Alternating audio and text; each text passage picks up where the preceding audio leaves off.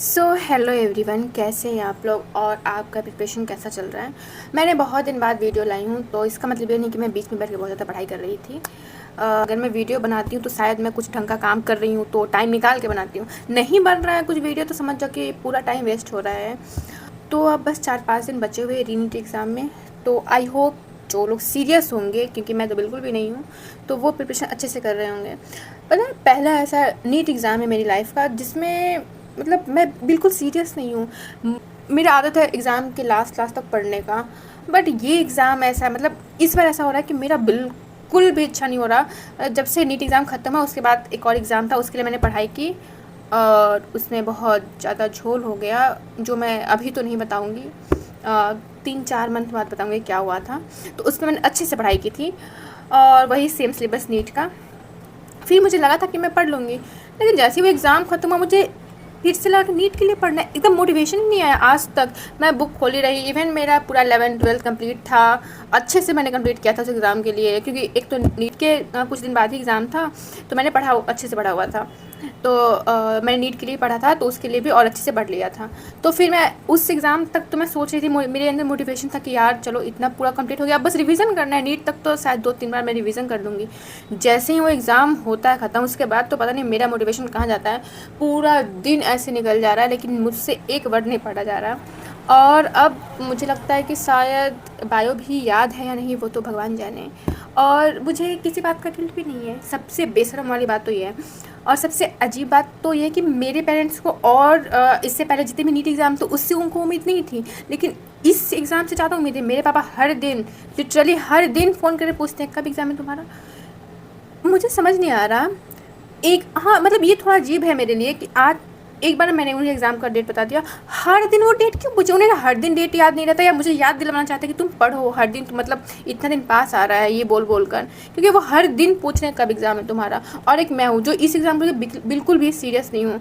और मैंने पहले ही वीडियो बताया कि मुझे डॉक्टर बनने में अब कोई इंटरेस्ट नहीं रहा, मुझे नहीं बनना है डॉक्टर। मैं इस फील्ड को छोड़ना चाहती थी, वो तो पता नहीं मनहूसियत जीवन में लगी है या किस में लगी है कि फिर से रीनीट का चक्कर पड़ गया और हमने कुछ गलतियां की भी नहीं और फिर से मैं इसमें आ गई। वरना अब तक तो थोड़ा बहुत सेटल हो ही चुके होते हैं, या कम से कम पता तो होता ना। घर से गालियाँ मैंने ऑलरेडी एक बार सुन चुके हैं, तो कम से कम पता होता कि हाँ कहाँ सेटल होना है या क्या होगा फ्यूचर में हमारा।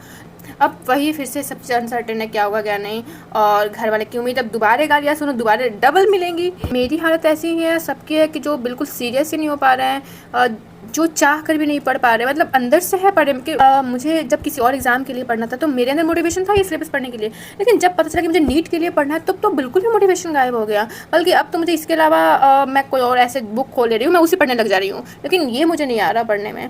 तो रिज़ल्ट तो मुझे अच्छे से पता है क्या होगा, और उसके बाद घर वालों को जो इस बार इतना ज़्यादा एक्सपेक्टेशन है ना मेरे से, वो मुझे ज़्यादा ट्रॉमा दे रहा है। और अब तो समझ नहीं आ रहा है। तो देखते हैं नीट के दिन क्या होता है। कल आया था एडमिट कार्ड, और ऐसे थे तो मैंने प्रिपरेशन नहीं की है बिल्कुल भी इसमें, लेकिन एडमिट कार्ड निकालने के लिए मैं रात भर जगी हूँ। और पहली बार ऐसा हुआ है कि क्योंकि 1-2 घंटे तक चलो साइट क्रैश रहा हो, 3 घंटे 4 घंटे में निकल जाता है, लेकिन पहली बार इनका साइट पे ऐसा प्रॉब्लम आया है कि लगातार पूरे रात भर साइट क्रैश रहा, इवन सुबह 11-12 बजे जाकर खुला है। तो मतलब मैं सोच रही हूँ जब अभी ही इनका इतना प्रॉब्लम आया तो पता ही नीट एग्ज़ाम तक तो क्या ही हो जाए। खैर मुझे क्या, तो मुझे एक बात बतानी थी तुम लोग को कि ये या इसके बाद एक और वीडियो आएगा, वो लास्ट वीडियो होगा नीट से रिलेटेड। उसके बाद कोई भी वीडियो नीट से रिलेटेड नहीं आएगा। तो जिसने भी मुझे सब्सक्राइब कर रखा है और नीट से रिलेटेड ब्लॉग देखने के लिए या फिर उसी के आसपास, तो आप अनसब्सक्राइब कर सकते हो, क्योंकि आगे कोई भी वीडियो में मैं नीट से रिलेटेड कोई चीज़ या कोई बात नहीं करूँगी। और आगे जो वीडियो आएगा वो मेरी जर्नी से होगा, क्योंकि अब ऐसा टाइम मेरे पास 3-4 साल ही टाइम बचा हुआ है। घर वालों ने दिया है मुझे मोहलत में कि इतना में कुछ करना है तो कर लो, वरना सीधे तुम्हारा एड्रेस चेंज कर देंगे। मतलब समझ ही जाओगे, समझदार के लिए सारे ही काफ़ी है। तो वो 3-4 साल में, क्योंकि मेरे जो ड्रीम्स हैं वो मुझे पूरे करने हैं, मतलब वो थोड़े अलग है बाकी सबसे। क्योंकि कुछ लोगों का ड्रीम्स होता है कि जॉब करो, शादी ब्याह करो और बच्चे पैदा करो और एक प्रिडिक्टेड लाइफ जियो, बट मुझे ये सब पसंद नहीं है। तो पता नहीं मेरी लाइफ में क्या होगा आगे, लेकिन मुझे थोड़ा अलग लाइफ चाहिए जिसमें मैं एक ठीक ठाक जॉब ले लूँ और मेरी शादी हो जाए, फिर उसके बाद बच्चे हो जाए, फिर मैं उसके फ्यूचर के बारे में सोचूं। ये मुझे पसंद नहीं है, पता नहीं क्यों, बस नहीं है, और मैं ऐसी लाइफ नहीं जीना चाहती हूँ। तो उसके लिए मेरे पास 3 साल टाइम बचा हुआ है। अगर 3 साल मैंने कुछ अलग नहीं किया तो मेरी लाइफ ही यही होगी जो बाकियों की होती है।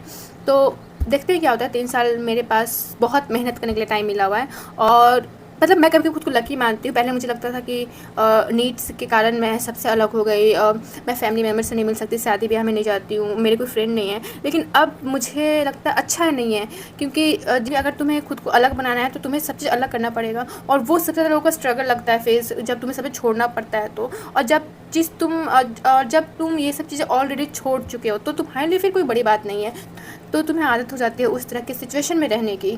तो मेरे लिए कोई बड़ी बात नहीं है कि मैं शादी में नहीं जाऊँगी 3-4 साल और किसी से बात नहीं करूँगी, कोई फैमिली फ्रेंड कोई फंक्शन नहीं, मुझे कोई फ़र्क, मुझे बल्कि ज़्यादा मज़ा आता है वैसे ही, सच बताऊँ तो। मैं जाना चाहती हूँ, लेकिन तब जब लोग, मैं जाऊँ तो लोग मुझे इस तरह से देखें, इस तरह से नहीं देखें कि इसने टाइम वेस्ट किया या फिर कुछ नहीं किया है। क्योंकि मुझे पता है सामने वाला इंसान मुझे किस नज़र से देख रहा है और क्या बात कर रहा है, मेरे बारे में क्या बात कर रहा है और मेरे से किस तरीके से बात कर रहा है।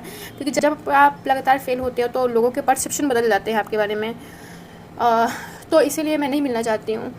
तो इसीलिए अभी जो फ़ेज़ है वो ठीक है, जो भी मैंने नीट की जर्नी में खुद को साइड किया वो बढ़िया है। तो ठीक है, मिलते हैं दूसरे वीडियो में और तब तक के लिए पढ़ते रहो।